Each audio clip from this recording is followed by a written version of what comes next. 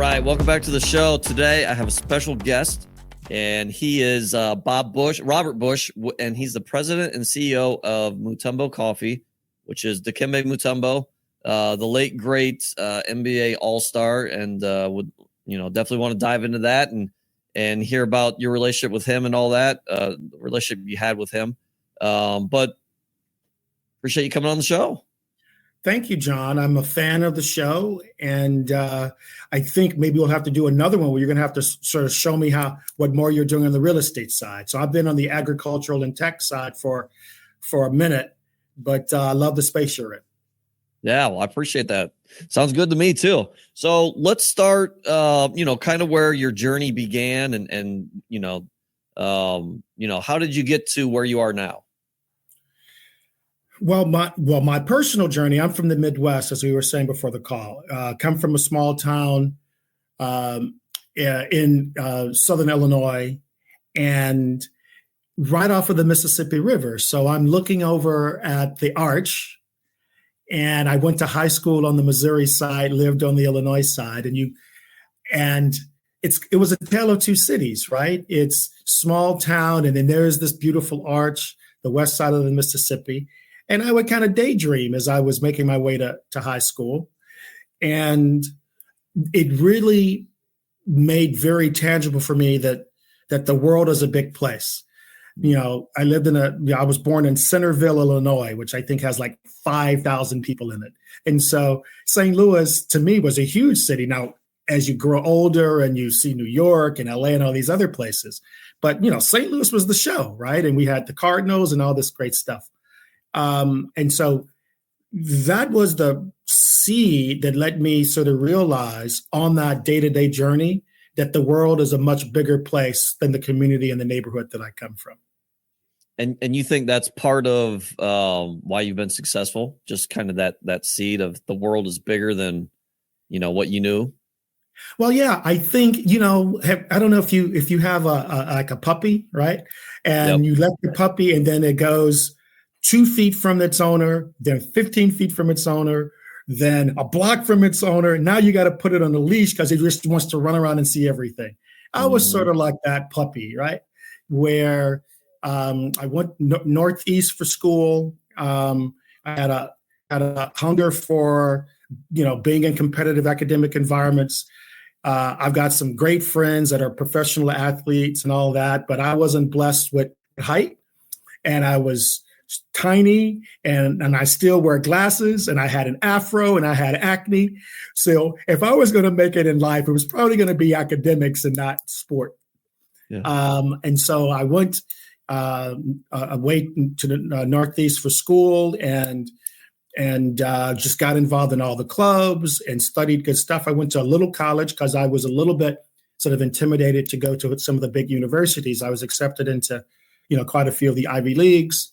And I went to a little college called Amherst College, which is 1,600 students outside of Boston.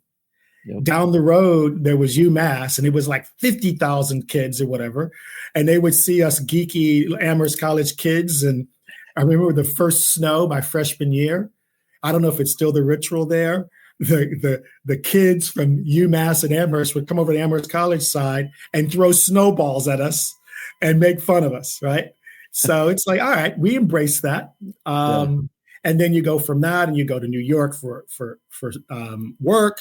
And then work takes me to Europe. And then I end up in Africa. And then I end up in Asia. But yeah, that seed of just taking longer and longer commutes has been with me my entire life. And now I've been to at least 30 countries, worked and lived in them, and done business all over the world, all from a little town with about 5,000 people in it. That's fantastic. Well, and it reminds me of, we had a mastermind, I think it was about a year ago, and one of our members in the mastermind brought one or two of his sons, and they're both around 20 years old, and they didn't know what direction to go. And someone recommended just go travel the world because you'll learn so much. And it's kind of stuck with me. And obviously that is kind of what you've done. And, it's definitely, you see different cultures, you see different people, but I know for myself, I've been traveling a lot more lately, and it just inspires me, right? Yeah, you're around different people, different cultures, all this stuff, but for me, it inspires me because just like what you said, like there's more to the world than just your little atmosphere where you're at now. So yeah, that's awesome nugget you dropped there. Yeah, it's funny that as Americans, right, we with the new administration and stuff and diversity and all that is really been talked about a lot. And I listen, I'm like, my poor American friends, we don't know anything about diversity. If we really think of diversity as about color, if we think diversity is really just about gender or age, travel the world a little bit and really see how cultures are so different. We are so American, even if you wear this like this team and I wear this hat, but try to compare America to Thailand to Lagos, Nigeria, and the Middle East, etc. Now that's diversity. That's true culture and different mindsets and different approaches to learning and approaches to the value that you want to create in your culture and in your community, the family dynamics, right? So we don't know as much about diversity as I would like us to. So yeah, I think the whole world, should take a summer abroad if they're in school or take a vacation and don't do like a lot of people do where they travel someplace and they end up, I've lived in the Middle East, for example, and a lot of Americans would go to the American compound in Saudi Arabia or in Dubai. And then they go to the same mall that has the same clothes and the same stuff to eat. That's not why you travel. So yes, your friend is right. If you're going to, or you're right, if you're going to travel, really, it's okay for it to be a bit uncomfortable. What is that smelly food? Like, do I really want to eat that? Well, try it. It just might be yummy, right? What is that music? These instruments are different. It's, push yourself a little bit out of your comfort zone. You might just like it. And even if you don't like it, you might learn something and appreciate that difference.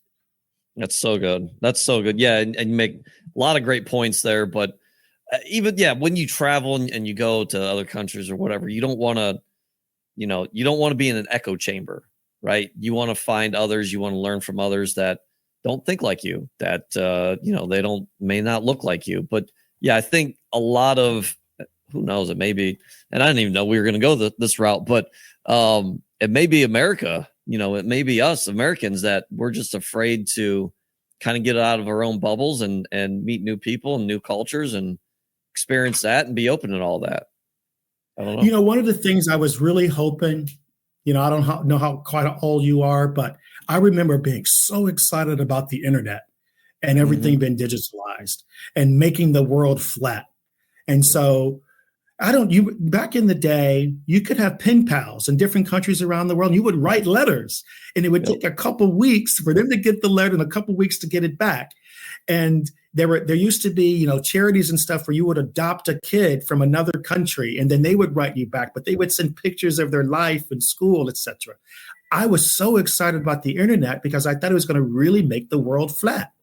But what we've seen a couple of decades in, we get harnessed back into tribal thought and back into these echo chambers that reinforce the thing that we like last, right? And so my job is to confound that algorithm, right? I'm going to like this, and then I'm going to like that, and it's totally different because I don't want you to just keep feeding me what you think that I want to know. I want to use these wonderful tools for my growth mindset, to enhance my thinking, to make connections, etc. So unfortunately, whether it's technology or not, it really comes down to people and sort of our expectations and how we're going to use some of these tools, right?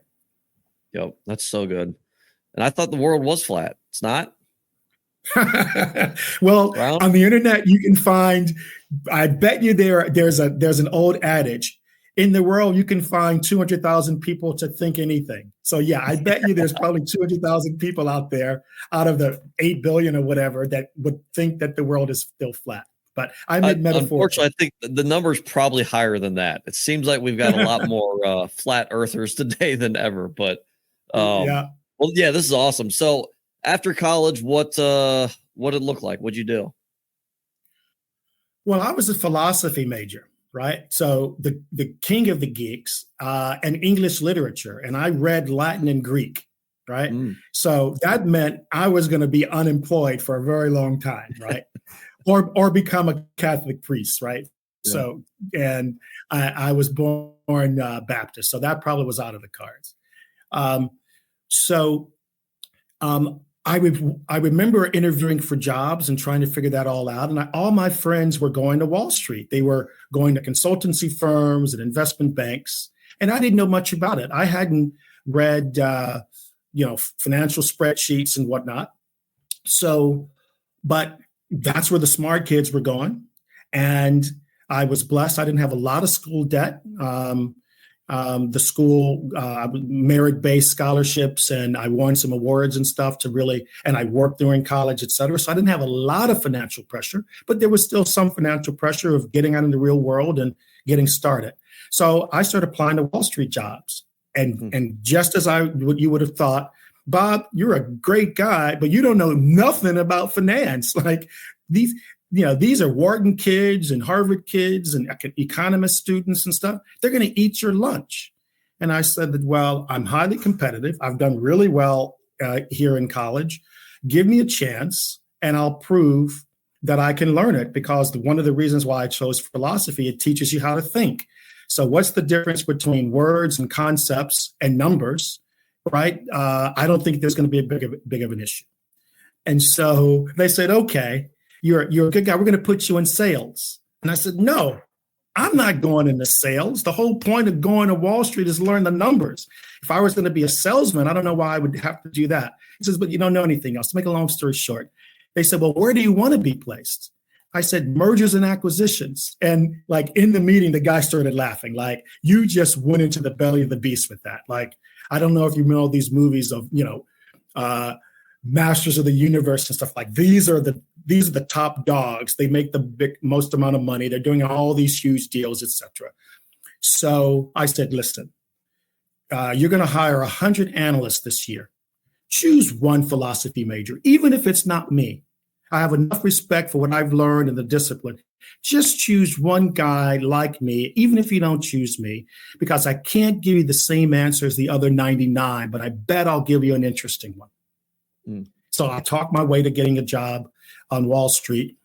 I did very well in my courses, et cetera. I was president of the student body and a high achiever, captain of the rugby club, all of that. So they were not getting a slouch. I just didn't have that particular expertise. And so I got into M&A and they bust my butt. I had 80, 90, 100-hour weeks for many, many weeks. But I'm competitive and I actually find the stuff interesting. I started reading financial statements and annual reports for fun because I really want to understand, what is this mystery? It was like code cracking to me. How do these numbers tell me something about the business and the company? About 2 months into my stay, I think it was, I was put on the largest leverage buyout of all time, RJR Nabisco. And I'm an analyst on that team. And I remember them asking me, what do you think of the deal? And I said, this deal doesn't work. And it was a come to Wall Street kind of moment, right? Where they say, listen, Grasshopper, this deal is going to get done. I said, but the debt never gets paid down. And they're like, we know. That debt is basically a perpetuity. I said, well, how does the debt get paid? We roll over the debt and we just keep paying the debt with more debt. And so that was part of the art of Wall Street, that the bankers got paid, the deal got done, but the equity holders actually were holding the bag. But that's part of the game. The fees were there, the deal got done, and my model was right, but I didn't understand the purpose. The purpose was to get the deal done. And I remember this concept called PICS, right? Payment in kind. And we just keep rolling over more debt to pay the old debt in kind, right? So that was all right, now I'm starting to really understand what this is about, right? Because we were not representing the equity holders, right? We were financing the equity holders. So if they wanted to take the debt to get the deal done, it's up to them to figure out the return. It's up to us to figure out how we get our money back as the debt provider, right? So So that was my foray into Wall Street and understanding the importance of numbers and the importance of the methodology and truly what the purpose of some of these business models are. That's awesome. How long were you there? Well, I never left Wall Street, right? I just continued to get more and more kinds of interesting assignments. I stayed. I went from being an analyst, and then I went back to school and studied economics, and also got a JD. And then I went into private equity and venture capital.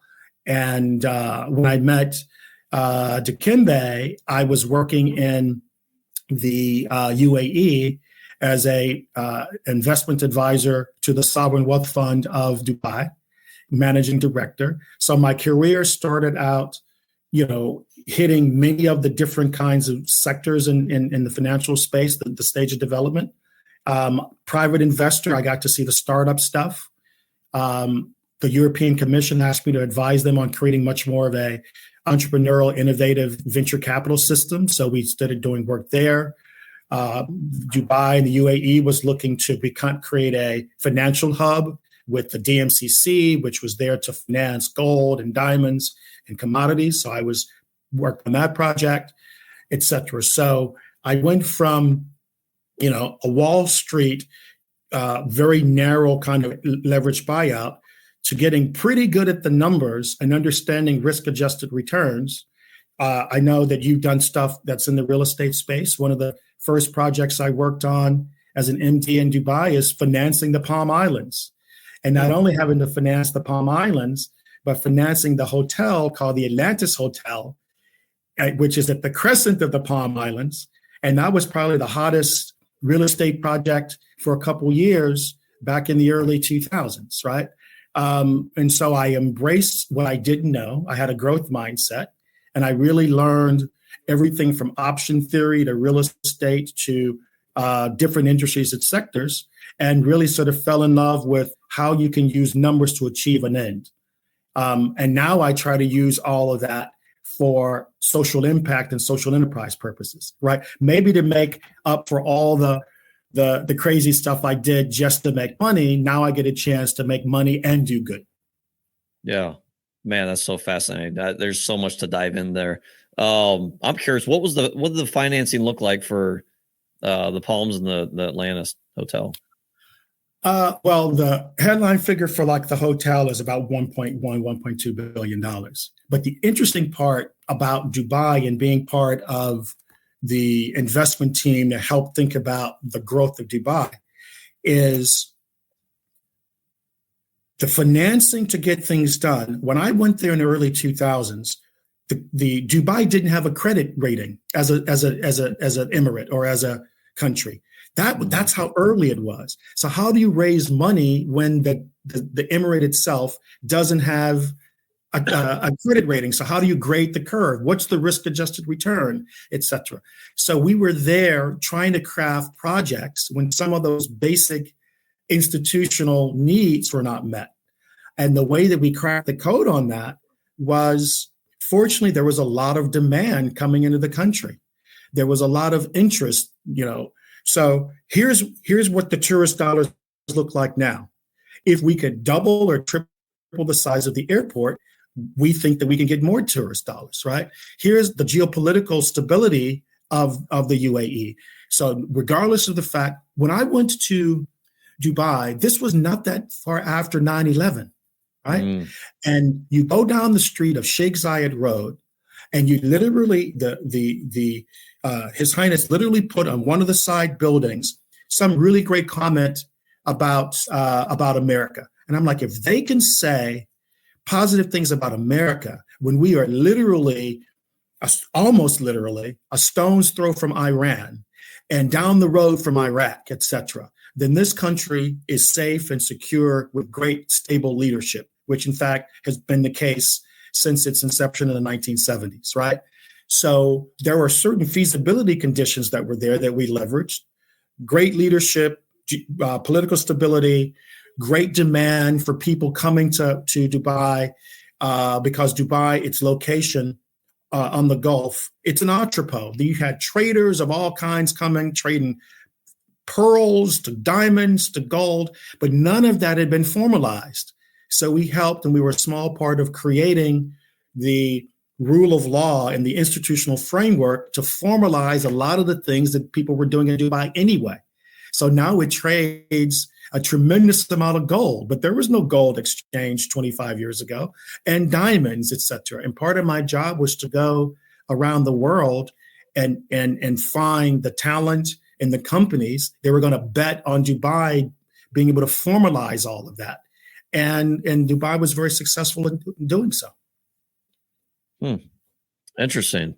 This is all interesting. I'll be honest, a lot of it's over my head, but so interesting. Yeah, just your, your story we could probably sit here for 7 hours and dive into everything. I'm curious. I know, obviously, you're the CEO of Mutombo Coffee. How did that start? You said you met Dikembe at some point in the story. How did that all start? Well, I met Dikembe back when we were teenagers, and I'm now almost 60, right? Approaching 60. So 35 plus years ago, he was a gangly 7-footer at Georgetown on a State Department scholarship, not a basketball scholarship. And oh, really? he wasn't playing basketball when he got there, and he wasn't really. He said his favorite sport was soccer, right? Think about it. All you need is a ball and a relatively flat surface, right? And sometimes the ball is not particularly round, so you get pretty good of dribbling when the ground is dirty and gravelly, and you put a makeshift net up, etc. So that was his first love. In fact, the NBA is still building courts and stuff throughout the continent. We just launched, several years ago, NBA Africa, et cetera. Yep. So I'd been following his career because my sister went to Georgetown with him. And I remember driving down from the East Coast to pretend to spend some time with her. But I don't know how much you know about sort of college basketball in the 80s and 90s, but Georgetown was on fire, right? Oh, yeah. Alonzo Mourning was there, and then obviously later AI came. And so I would go, literally, I would check up on my sister, but I was really trying to access and meet all these 7-footers that were just kicking butt, right? So that's how we met, is through my sister. And about 5 years ago, I'm living in Dubai, doing some of the stuff that I've alluded to earlier. And we're having dinner, Dikembe and I, with Veronica. And I said, well, how can we help? How can we help what you're doing? Because he had since retired, had a very wonderful foundation where he had built a hospital that he named after his mother, the Marie Biambi Hospital. He was talking about building a school that he wanted to name after his father. And that's in Africa. I assume that maybe, yes, sir. So he's from the Congo, the Democratic Republic of the Congo. And these are very personal things for him, because this was a young man who came from the Mbujimai area of the Congo. And while he's in the States, right, he talks about going into the league and all these young money millionaires, right? And he's not a gambler. He's not much of a gambler. He's not much of a smoker and drinker and all that sort of stuff. That was also one of the reasons why we hit it off, because we were going to talk about ideas, not get lit, right? So, and he talks about how very early on in his early 20s, he's thinking about how to save a village, how to help a country. His players are thinking about, and there's nothing wrong with it, getting a house for mama and buying a fancy car. So he was already just another level above the typical American athlete who had, gone from their neighborhood to the college, now to the pros, because he was already worldly, because he had come from such another place. So he already had a very global perspective on that. And he had to finance almost all of that himself, because no one believed that an active basketball player could run a foundation. And so a lot of the people that were very, very well-minded would say, Deke, you're a great kid, but you're never going to make enough money to save an entire country or your entire village. That's good advice. Like a lot of players who got big hearts, whether they're trying to keep their posse or trying to help a lot of people, you have to be smart about your giving. And so that's very solid advice, right? And then the other thing they said was, after your career, we will help you do that in a much more professional way. And his response was effectively, but my people are dying now, right? So he went ahead, started the foundation anyway. And why was that important for him is because while he's having this wonderful career in sport, his mother passed for lack of health care. She wanted him to be a doctor. He didn't become a doctor, but he used to say, but I think she's happy because I built her a hospital instead, right? And now that hospital has tons of doctors and has helped hundreds and hundreds of thousands of young African girls and boys and mothers, et cetera, right? And so his why was very important. And I realized that just trying to help him raise the money for his foundation, we can do better than that. I can take all the skills I have professionally, building businesses and capital market structuring, operational expertise, helping to create industries in the country that I was working and living in, and apply it to social impact. And Mutombo Coffee was formed because Ethiopia and Yemen are the birthplaces of coffee. The world has been drinking African coffee for hundreds of years and didn't know it. The Italians, it's called Italian coffee, but people don't know that the Italians don't grow coffee beans. For hundreds of years, they were getting the coffee, African coffee from Africa. Same thing with the cocoa, right? Little Swiss Miss, she's cute. She makes great cocoa, but the Swiss don't grow cocoa beans. They've been getting their cocoa from the Ivory Coast and Ghana for hundreds of years and now other places, right? So we knew we had a great product that the world had embraced, but the world didn't know its origin and its lineage. And so we were very intentional. I said, Deke, I want to put an African man's name on it. And I can't think of a person more worthy than you because of your global humanitarianism, because you're a great guy, because the authenticity, et cetera, that you have. So we called it Mutombo Coffee. Now, little did I know, so you got to be careful of the promises you make, so one, it's tough to do international trade in the best of times. And here we are now with tariffs and stuff, right? Yeah. Then trying to do Africa is a challenge. Then trying to do coffee that has hundreds of years of history and trade routes and vested interests. And then several months later, we had COVID. So, and then 2 years later, my partner gets cancer. So, John, we've been through the ringer, brother, right? Yeah. But we're stronger for it. We're more resilient for it. And we're trying to make a difference. And this company is in part the legacy of my partner. And I hope that he is looking down and he's proud of the fact that the train hasn't stopped. We're continuing to build. And we source now, not just from the Congo, but from 8 African countries for the coffee and the cocoa, and 3 Latin American countries. And we're now selling coffee all over the world. That's awesome. Yeah. Dikembe, clearly I didn't know him, but I think the public's image of him, and I watched him growing up, right? I watched, Georgetown, I watched all that. And I'm a basketball fan, so definitely watched him. But I think the public's perception of Dikembe is that he's very giving. And I actually heard a quote right before we got on, and hopefully I don't butcher it, but it was you should be the light that's shining on you should not be as strong as the light that you're shining on others. Right. And I think Dikembe probably, he probably lived by that. Like, it's so much giving, and it was never covered. Right. Every once in a while you'd hear something, but clearly he was always giving. You could tell he had a big heart, but I'm sure, half of what he did, I'm sure wasn't publicized. Yeah. I believe that he gave all the way to the end.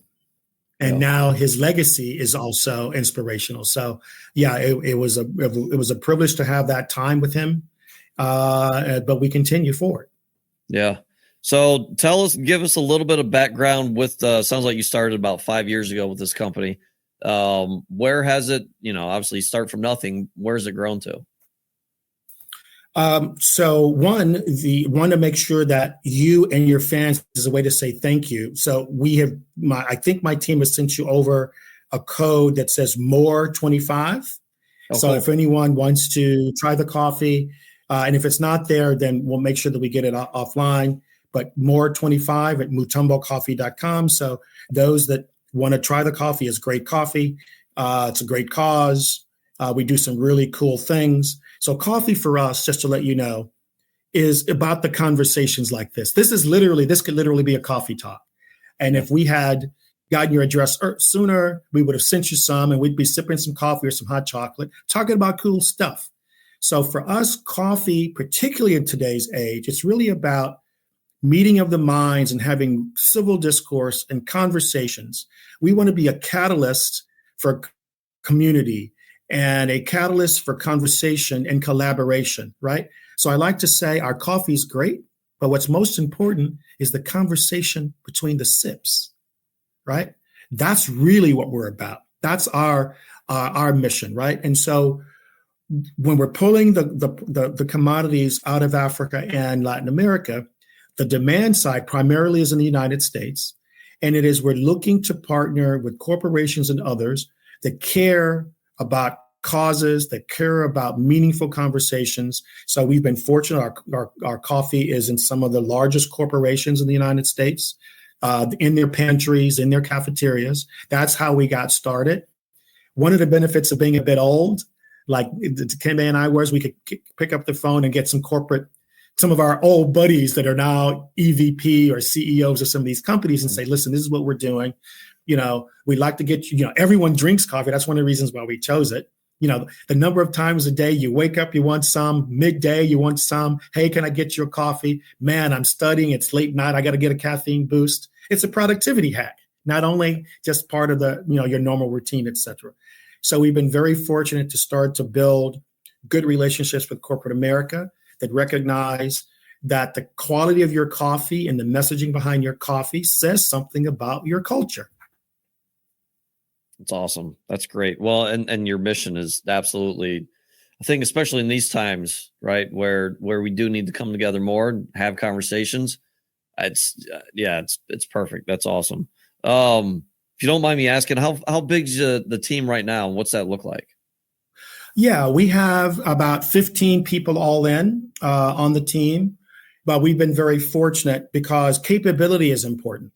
Mm-hmm. And so to go, we serve coffee to the U.S. military. So to really do that, and we ship it all over the world, Fortune 500 companies, charities, foundations, small businesses. We're about to launch our Cafe Partner Network because we want to go into the local communities and offer our coffee and then offer some of the messaging and branding that we put with it, because our local cafes are being encamped by the large incumbents, right?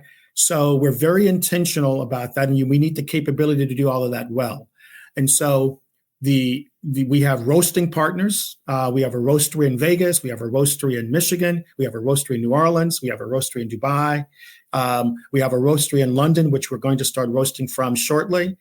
And so a lot of the work is through our partners. Mm-hmm. We have a fulfillment center in Memphis that's run by a seasoned executive that used to be at Federal Express. So our core team is about 15 people. That's sort of in corporate, but there are dozens of others through our network in the way that we've built the model that can make sure that we can deliver great coffee reliably. Gotcha. And I know we're both on tight deadlines here, but a couple more questions, and this relates to what's going on with the tariffs, but how are you guys planning, obviously, with the increase in tariffs and all that? How are you guys navigating that world right now?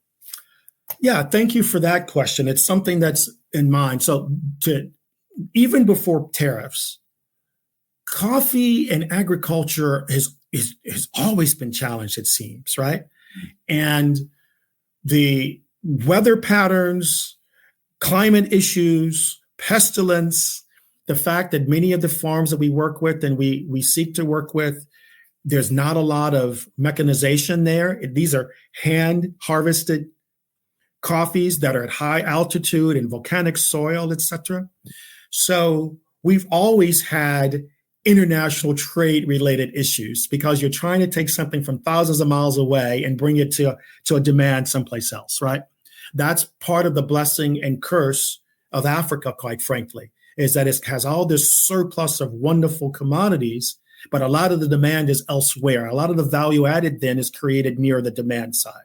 So the tariff situation is nothing new to us because we're used to having to sort of navigate all of these international trade issues. And having worked in Africa, in the Middle East, in Asia, I'm very familiar with all of those challenges. So fortunately, and by the way, before the tariffs, coffee is at a 60-year high, right? Wow. So it's like when you're getting beat, after the third or fourth or fifth punch, you just go, all right, another problem to solve. Right. Yep. And so, yes, tariffs can have an impact. And we suspect it's going to have probably a 10 to 15% impact on our prices because America doesn't grow coffee. Right. There's a tiny part of Hawaii that has some really good coffee there, Kona coffee. Right. But for the most part, 99+% of all coffee consumed in America is imported. So tariffs and those kinds of things could clearly have an impact. But a couple of things that we did very early on, right? And this was kind of the challenge of COVID. We knew there's going to be some kind of shock. So we got to have multiple sources, different countries, better inventory management, better systems in place. And so fortunately, we were able to absorb most of that and not have to pass it on to our customers. Because we're pretty efficient and we're getting more efficient. So the way I see it is, if the tariffs are going to increase my prices by 10%, how do I become 10% more efficient so that I don't have to pass that cost on to my clients, right? To my partners, to our fandom, et cetera. So that's how we think about it. Now, if the tariff stays in place a longer period of time, there's nothing we can do about that. Of course, prices sort of creep up, et cetera. So I think in the long term, we're fine. In the medium term, we're doing operational improvements anyway, and now that's just the tariffs is just a catalyst for it. But in the long term, I think the future is bright. We are doing some really cool things with blends and single origin and cold brew and flavored. And now we're making stroop waffles with coffee. I don't know have you had a stroop waffle before? I've not. Oh, man. So we'll definitely have to send you over there. These are cookies that I found in Holland. It's got a waffle outside and a gooey caramel in the center. So you get the crunch and the yumminess from the caramel. Yeah. It used to be eaten by Dutch kids, and now kids of all ages.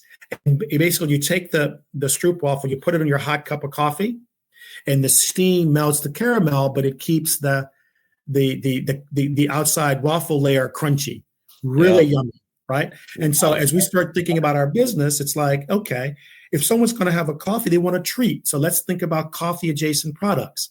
So we've already been doing these kinds of things anyway. And so, yeah, man, tariffs are just another shock. We just know it's always going to be something. And as I said before all of that, we are, had so many other shocks already that we're built for it. Yeah. Well, it's such a great point and a lesson that, not just us, but the world should, well, probably mostly Americans, but things are going to pop up in your life, whether you're an entrepreneur, you own a business, whatever it is, things are going to pop up that you can't control. And you've got to navigate it, and you got to figure out, just like what you said, figure out solutions and plan for it. And I think most people rather complain and blame someone else than actually doing the work. So it's such a great lesson. Great way to kind of wrap the show up too. Remember this, John. Remember this, John. Fear is a choice, brother. Fear is a choice. Love it. Love it. All right. Love it. Well, we could go at least I could go another 4 hours, but I know we're both on tight deadlines here. maybe we can have you back on another show, but this has absolutely been awesome. Very inspiring, very insightful.